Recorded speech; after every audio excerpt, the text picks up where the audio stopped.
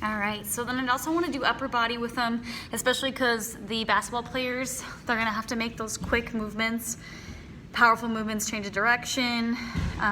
They would definitely want that strong core too. So for them, I would do chest pass. So I would use a medicine ball for them, and 2 to 8 pounds depending on like the strength of the person, how big they are. And then they're gonna face the rebounder, they're gonna be 10 feet apart. And I was just gonna use the wall as my partner here. And they're gonna start with at chest height. And what they're gonna do is they're gonna force out the ball with their hands, and they're gonna hit it towards the wall or their rebounder. And when they catch it, they're gonna have that starting position again. This one's 4 by 8, all right? So we're gonna practice with this ball.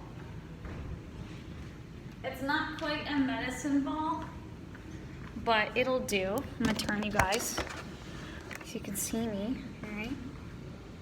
So what we're gonna do is we're gonna start chest height, pretend that person's 10 feet away, all right?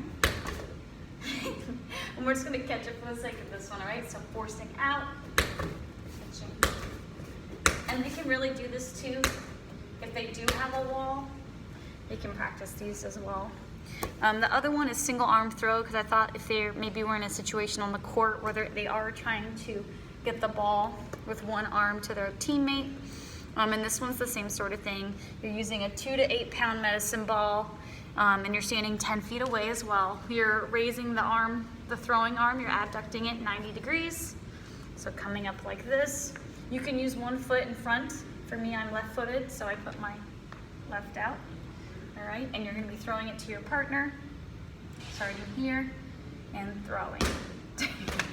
Of course, they would catch it, they would throw it back to me, and we would start with our starting position. Now, if you can catch both, if you don't feel comfortable catching with one, because the medicine ball is a lot heavier than that one, and then just sling it back into your throwing arm there. So another thing too is it's really, you want to be careful they're not cocking it too far back. I see this with people doing chest flies too, is that their shoulders, they're abducting a little bit too far, because it's gonna really put a strain on that glenohumeral joint. So making sure that it's right in the same plane as the body and keeping it forward is really gonna maximize the power coming from the chest area and avoid that risk of injury in the shoulder there. So when you're coming back, you're cocking it and you're pushing forward. We're not wailing our back super far back there, excessive spine rotation. Just be really careful about that one as well. The next one's a sit-up, because I love core. I think it's super important to have lower body, upper body, and a little bit of core. This is a medium intensity level. Same sort of thing. You can use a plyo or a medicine ball that's 6 pounds. A plyo ball, it's new. So you're gonna sit on the ground with your trunk at about 45-degree angle. I thought this was interesting in the book, because normally when I have my clients do it, they start completely flat, and they'll come up and they'll throw me the ball, I'll toss it back, they'll catch it, they'll come all the way back. In the book, they actually only want you coming 45 degrees down. So we're not coming all the way down, and usually for people that are trying to do that sit-up, that part right there, the initial sticking point, is the hardest part for them. Once they get up, then they're good. So I thought it was interesting. They're almost doing a negative crunch, right? So they're starting here, throwing it, catching it, coming down 45 degrees, and then they're coming back, throwing it, catching it, coming down. So you're really working more of a negative crunch by coming down like this. And we're not putting an excessive strain on the back, and we're actually keeping our abdominals and our back extensors flexed the whole time, right?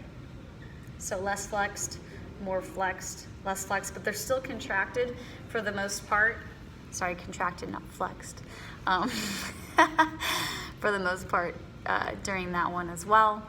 I would demonstrate that, but it's kind of a hard, awkward thing here. You guys get the gist though of what I was trying to say there. For the college water polo team, I would do the same thing. I have them warm up. I would choose the same sort of exercises there. I'd want to do upper body as well. Really actually focus more on upper body because they're going to be doing a lot of overhead movements with their shoulders. So I would want to do the chest pass. They could even do the one where they're laying on the ground doing a chest pass up. The partner catches it, they hand it down, and then pushing up, same sort of thing. Because they're on the ground, their elbows can't go below the ground, so that's actually a really good one to coach with that. with the elbows not being able to go past the body there. And then for the college fencing team, I'd also want them to do more upper body as well, medicine ball throws, catches. The push-ups, the plyo push-ups that are in the book too, where they're on the medicine ball, I really like that one as well. And then I also wanted to mention too, as reading the textbook, I thought this was super interesting. The whole thing about prepubescent children not doing plyometrics, the really high intensity ones, because their growth plates are still open, and that it could actually close them and fuse them before they're actually matured or reached maturation. I thought that was super interesting, and it made me kind of rethink some of the plyometrics that maybe I've seen gym classes doing or coaches doing with their like prepubescent, aged teams. So I really thought that was interesting too, because that could actually result to different limb lengths. So just being really careful about that. And I hope that this was pretty informative. I don't really have an extensive background in plyometrics. This is one of those things that's been a lot newer for me. So I really appreciate your feedback, and I look forward to your guys' videos. Bye.